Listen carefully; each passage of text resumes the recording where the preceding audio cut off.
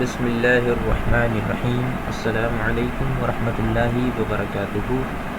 20 روزہ مختصر فلکیات اور نیویگیشن کورس میں آپ کو خوش آمدید کہتے ہیں۔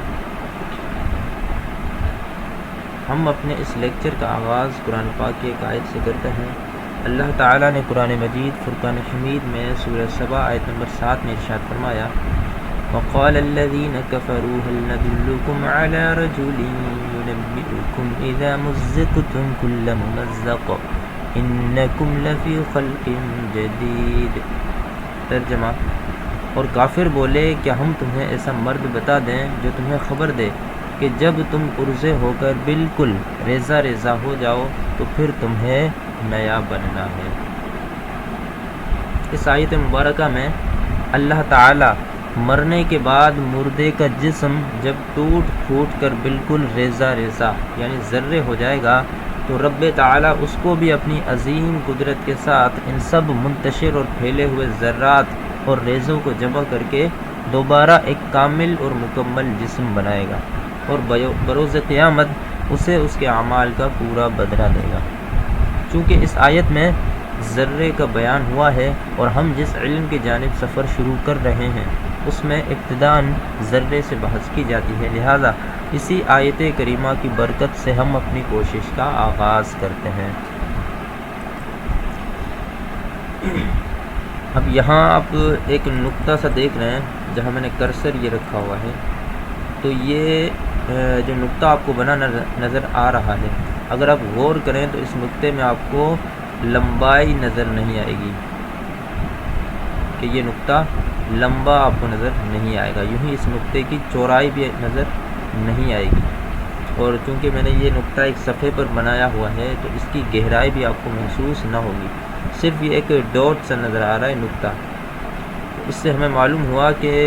وہ چیز یا وہ شے جو نہ لمبائی رکھے نہ چوڑائی رکھے اور نہ ہی گہرائی رکھے،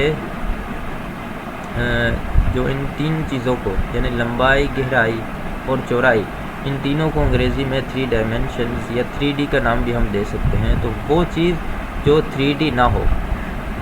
تو اس کو نقطہ اور انگریزی میں پوائنٹ کہتے ہیں۔ اگر ہم ان نقطوں کو برابر برابر رکھتے جائیں، جیسے یہاں پر یہ ایک نقطہ ہے، اگر میں یہاں پر ایک نقطہ بنا دوں، اسی طرح اس کے سائیڈ میں یہ مسلسل نقطے بناتے جاؤں تو آپ محسوس کریں گے یہاں پر کہ لائن سی بننی شروع ہو جائے گی کہ یہ چھوٹے چھوٹے نقطے اگر میں ان کو مزید پاس کرنا شروع کر دوں تو یہ ایک خط کی شکل میں آ جائیں گے، جس کو اردو میں خط ہی کہتے ہیں اور انگلش میں لائن کہا جاتا ہے۔ اسی طرح جب دو خطوط ایک دوسرے کے سامنے ہوں،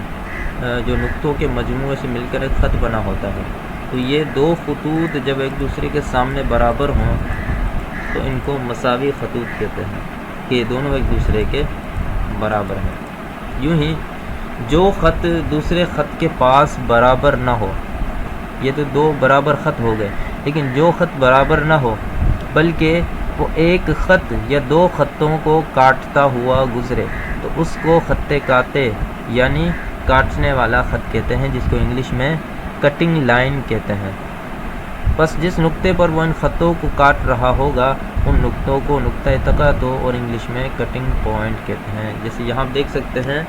کہ یہ ایک خط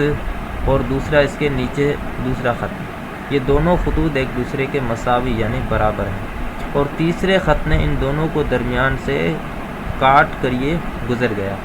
تو اس تیسرے خط کے کاٹنے کی وجہ سے یہاں پہلے خط پر اور دوسرے خط پر جس جگہ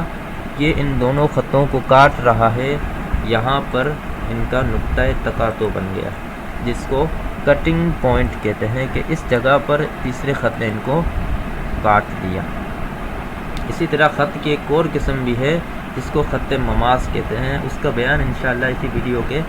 آخر میں دائرے کے بیان کے ساتھ آئے گا۔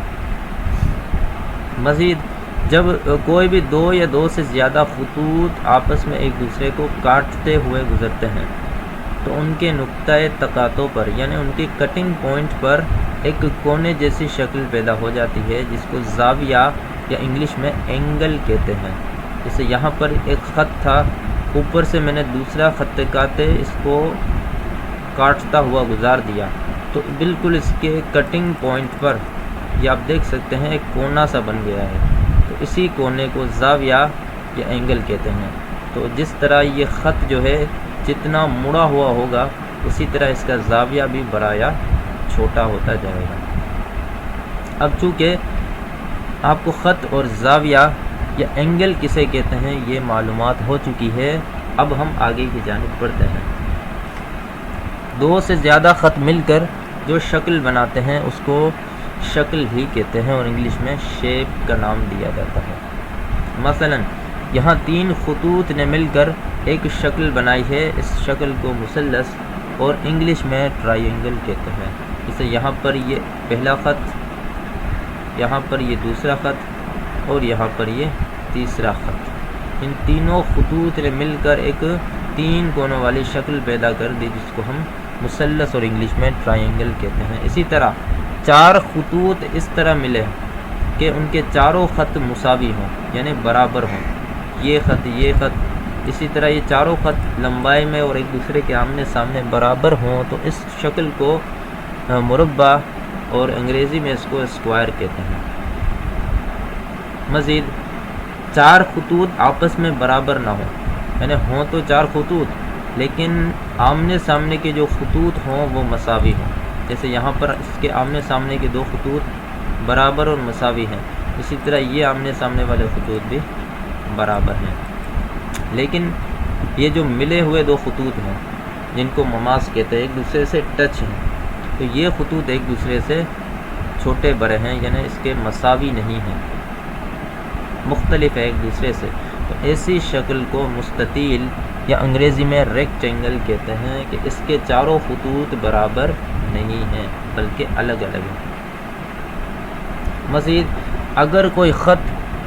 کسی نقطے سے اگر ہم اس کا مقام ابتدا شروع کریں اور اس خط کو لمبائی میں لے جانے کے بجائے بالکل ہم گولائی میں اس کو لے جاتے ہوئے اپنے مقام ابتدا تک لے آئیں تو اس کو دائرہ یا سرکل کہتے ہیں۔ جیسے میں نے یہاں پر ایک نقطہ کھینچا اور اس خط کو سیدھا لے جانے کے بجائے میں نے پورا گھما کر اس کو دوبارہ اپنے مقام ابتدا پر لے آیا تو اس سے جو شکل پیدا ہوگی اس کو دائرہ اور انگلش میں سرکل کہتے ہیں۔ اسی طرح اگر وہ دائرہ بالکل برابر نہ ہو بلکہ مستطیل کی طرح، جیسے یہ مستطیل کی میں نے مثال دی اوپر جس کے 2 خطوط مساوی تھے آمنے سامنے کے اور 2 خطوط جو ہے وہ مختلف تھے جس کی وجہ سے اس کی شکل بھی مختلف سی ہو گئی۔ اسی طرح دائرے میں بھی اگر اس کے 2 نقطے قریب قریب ہوں اور 2 نقطے دور ہوں یعنی مختلف ہوں تو اس شکل کو دائرہ نہیں بلکہ بیضوی شکل کہتے ہیں، اور عام فہم انداز میں اگر ہم اس کو کہیں تو اس کی انڈے دار شکل کہیں گے اس کو۔ مزید اگر کوئی خط دائرے کے درمیان سے گزر جائے تو اس کو خط تقاطع کہیں گے، خط قاطع کہیں گے جو تقاطع کرے گا، یعنی اگر میں کوئی خط بالکل اس دائرے کے درمیان سے کھینچوں تو یہاں پر یہ